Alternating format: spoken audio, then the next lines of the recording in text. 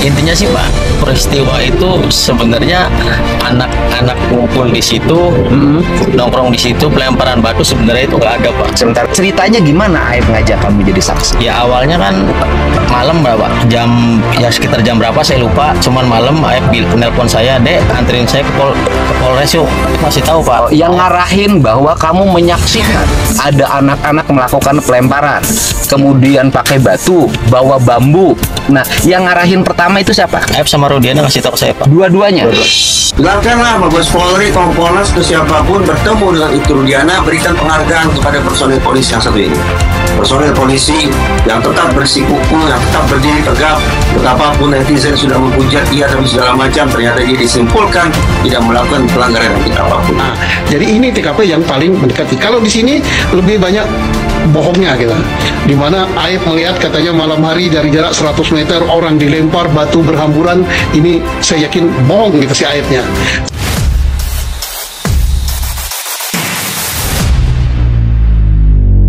Halo semuanya, berjumpa lagi bersama saya di sini. Kembali kita akan buat konten reaction dan kita masih membahas kasus pembunuhan Vina Cirebon yang hingga saat ini belum selesai juga. Tapi sebelum kita lanjut ke pembahasan videonya, saya doakan semoga yang nonton video ini diberikan kesehatan serta dimurahkan rezekinya. Amin. Video pertama kali ini kita akan reaction Dede yang baru-baru ini mengakui bahwa kesaksiannya adalah palsu pada kasus Vina Cirebon. Seperti apa videonya? Langsung kita tonton bersama biar nggak gagal paham. Intinya sih Pak, peristiwa itu sebenarnya anak-anak ngumpul di situ, nongkrong di situ, pelemparan batu sebenarnya itu nggak ada Pak. Sebentar, ceritanya gimana Aib ngajak kamu jadi saksi? Ya awalnya kan malam berapa? Sekitar jam berapa saya lupa. Cuman malam Aib nelpon saya, Dek, anterin saya ke Polres yuk. Oke. Kamu posisi di mana waktu Posisi itu? di rumah. Di rumah. Di Rumah yang di mana? Di rumah yang di Cirebon Pak, di Tangkil. Oh, yang di kabupaten itu, yang di Tangkil. Iya, yang di Tangkil. Ditelepon. Ditelepon sama Aib. Ditelepon sama Iya, Aib. Aib udah punya telepon. Udah punya. Nomornya masih ingat nggak sama sekarang? Enggak tahu. sama sekarang. Oke, yang jelas waktu Yang itu jelas Aib punya nelpon. Teleponnya gimana? Dek, anterin saya yuk ke Polsek katanya. Mau ngapain Aib? Ya udah anterin aja katanya. Anterin, ya udah anterin, saya anterin ke dalam. Setelah di dalam, ya di luar sebelum masuk BAP di luar kan ada saya, Aib sama Rudiana. Nah, cuman saya tanya ke Aib, mau ngapain di sini? Oh, saya di telepon diajakin ke Polres. Diajakin Di teleponnya ke Polres. malam. Malam, jam sekitar jam 7, setengah 7 lah Pak. Jam itu juga kamu jalan? Iya jalan Pak. Langsung? Iya, saya kan mikirnya kan Aib kan nggak tahu daerah, nggak terlalu apal daerah Cirebon Pak. Kan orang rantau kan mikirnya. Ya saya antar ke sana. Oh, langsung dia minta diantar ke Polres. Minta diantar ke Oh, Polres. dia bilangnya minta diantar ke Polres. Ya, minta diantar dulu ke Polres. Setelah dia diantar ke Polres, terus apa yang dilakukan? Ya, saya tanya mau ngapain ke sini? Ini buat jadi saksi apa kata saya. Saksi itu kejadian yang meninggal anaknya Pak Rudiana kata saya. Nah, saya bilang sama kan kita nggak tahu apa-apa kata saya. Kenapa jadi saksi? Udah ntar ikutin aja kata. Ikutin, saya diarahin. Oke, kamu diminta oleh Aib jadi saksi. Iya. Udah nyampe di Polres, diminta jadi saksi. Diminta jadi saksi. Aib yang ngomong ke kamu. Ya, Aib sama Pak Rudiana juga ngomong. Aib dan Pak Rudiana. Artinya bahwa ketika kamu ke situ, Aib dan Pak Rudiana sudah diskusi dong. Kemungkinan Pak. Soalnya kan Aib minta kamu diantar. Ya. Diantarlah sama kamu. Tetapi datang ke situ seperti sudah ada koneksi pembicaraan antara Aib dan Pak Rudiana. Ya, soalnya kan yang sering komunikasi sama, maksudnya sama yang kenal sama pihak kepolisian kan Aib Pak, bukan saya Pak. Jadi sudah ada Aib dan Pak Rudiana ngomong, kamu jadi saksi. Ya. Saya tahu Pak Rudiana pun pas setelah di Polsek itu. Oh, jadi Aib sudah kenal Pak Rudiana dong kalau gitu. Kurang tahu Pak, kalau misalkan kenal Sebelumnya sama ya. Kalau kenal sampai yang polisi yang sering nyuci mah emang saya tahu sering kenal dia. Kalau ke situ kan ngobrol kadang sama Aib kan bercanda, maksudnya nyuci nganter motor gitu, nganter motor ke rumahnya, tukeran motor. Oke, Nah, kita kalau sudah nyuci. dengar penjelasan itu. Pak Rudiana suka nyuci motor atau mobil di situ? Enggak pernah, saya nggak pernah Ya, lihat. hanya stafnya itu kan? Hanya stafnya Oke. itu. Kemudian apa reaksi kamu ketika diminta jadi saksi? Saya bingung Pak. Saya bingung, saya bilang apa ini nggak keberatan kata saya. Kata dia, ya udah ngikutin aja katanya. Ya saya dalam hati ya sebenarnya saya pengen Pak, nggak mau jadi saksi, saya pengen keluar dari situ. Cuman saya udah di dalam, saya bisa apa? Sudah di dalam kan Iya. kamu bukan terposisi terdakwa, bukan Iya. posisi tersangka. Cuman saya bingung, sebelumnya saya takut, ada rasa takut, Ada rasa kan saya kan istilahnya nggak ngerti hukum, Pak. Oke, nggak ngerti hukum, kamu melakukan sesuatu yang kamu tidak tahu gimana? Nah, ya itu makanya Pak, saya makanya ungkapin di sini ya, karena saya mikirnya bahwa saya nggak pernah tahu peristiwa itu sama sekali. Oke, kamu diminta jadi saksi, ya kan? Diminta jadi saksi oleh Pak Rudiana dan AF. Setelah itu kamu masuk ke ruangan. Masuk ke ruangan, Pak. Setelah masuk ke ruangan, Di BAP, Pak. Tapi kan sebelum masuk ke ruangan kan dibilang dulu, Pak, kamu belajar lagi nongkrong di warung, ada orang nongkrong segerombolan anak-anak, melempar batu, bawa bambu, nah, terus sama pengajaran itu udah diomongin dari luar dulu, Pak. siapa yang ngomongin itu? Ya yang ngomong itu kan pertama Aib masih tahu, Pak. Yang ngarahin bahwa kamu menyaksikan ada anak-anak melakukan pelemparan, kemudian pakai batu, bawa bambu. Nah, yang ngarahin pertama itu siapa? Aib sama Rudiana ngasih tahu ke saya, Pak. Dua-duanya.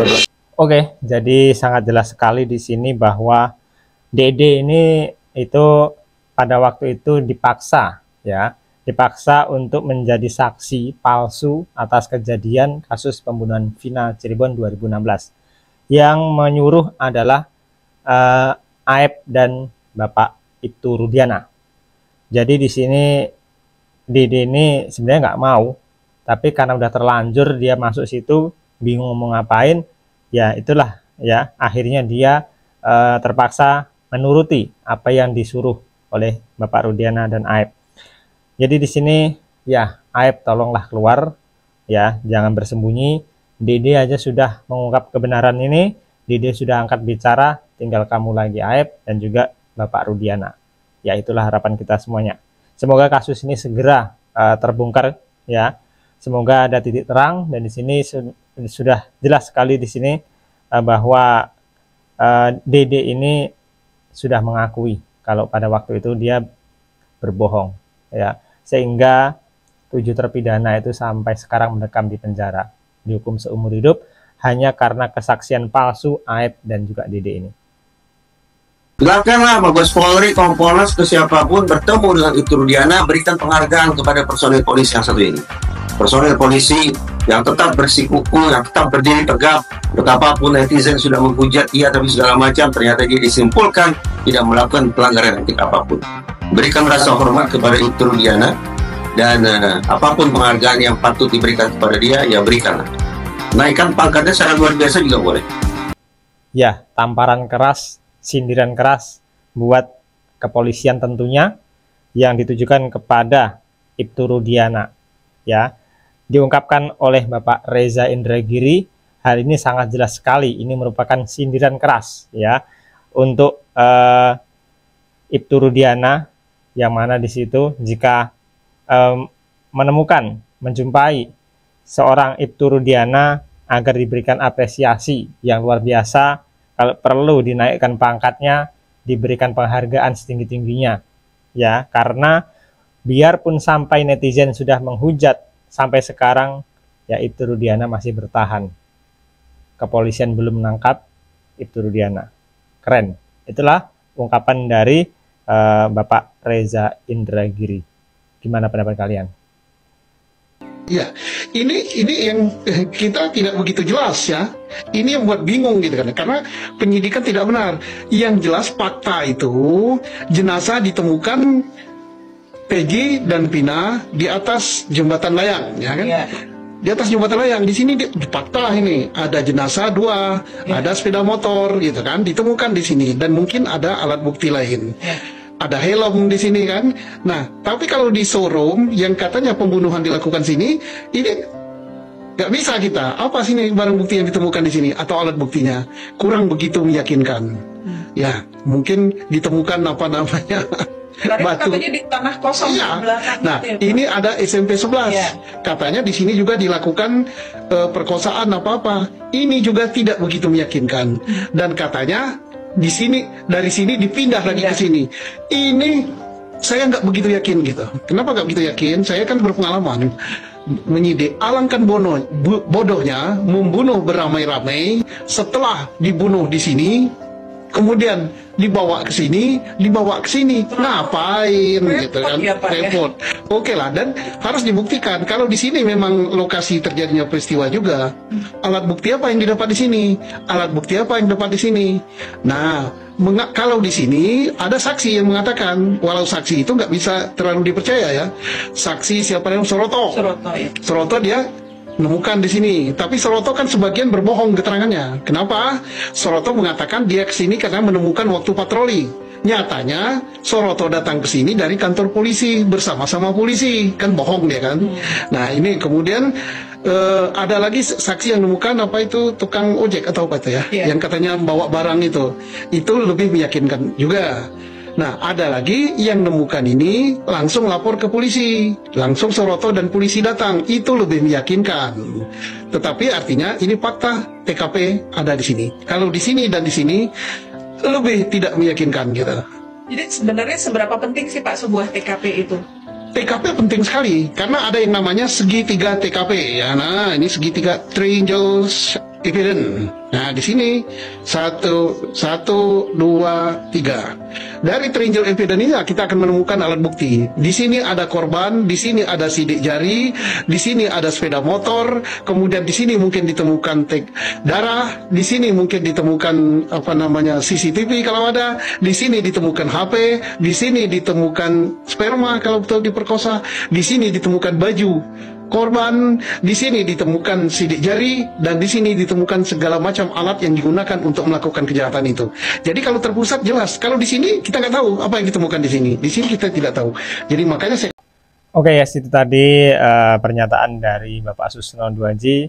Ya, hati-hati buat penyidik. Ya, kasus ini tidak jelas. Ya, kemudian banyak sekali rekayasanya. Sebaiknya saran beliau ya kembali ke TKP, periksa balik, periksa ulang. Terutama Ibtu Rudiana ini yang menangani kasus ini di awal ya.